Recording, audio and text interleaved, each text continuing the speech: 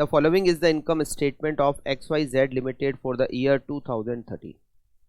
Sales 50 lakh, variable cost fixed cost less की तो EBIT, interest minus किया तो EBT, टैक्स माइनस किया तो नेट प्रॉफिट, प्रेफरेंस डिविडेंड दे रखा है, profit to equity share holder. Company has 4 lakh equity share issue to share holder. Find out OL, FL, CL. What would be the EPS if sales increase by 10%? सबसे पहले तो हम calculate करते हैं OL, which is contribution divided by EBIT.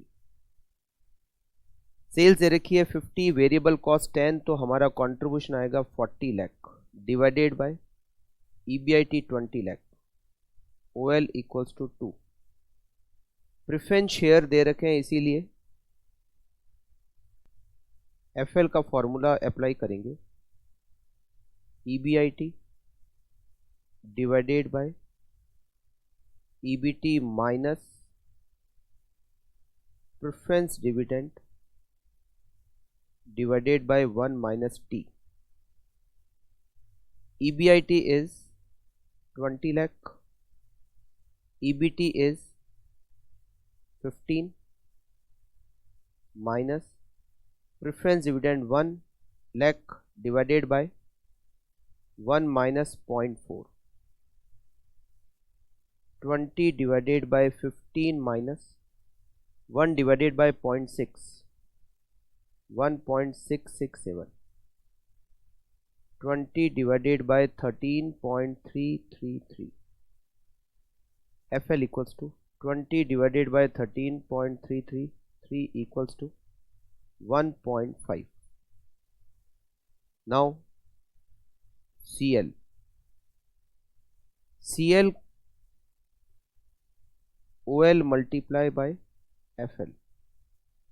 OL हमें दे रखा है 2, FL हमें दे रखा है 1.5, CL equals to 3.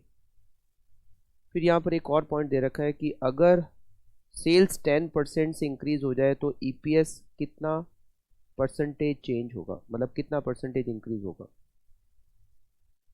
What would be the EPS if sales level increase by 10%. अच्छा, यहाँ पर हमें EPS कैलकुलेट करना है. अगर सेल्स 10% से इंक्रीज हो जाए तो EPS का पहले हम परसेंटेज चेंज निकाल के फिर हम नया EPS निकाल सकते हैं. कैसे, देखिए. सबसे पहले तो सेल्स और EPS का रिलेशनशिप कौन बताता है? CL. CL का फॉर्मूला होता है percentage change in EPS divided by percentage change in sales.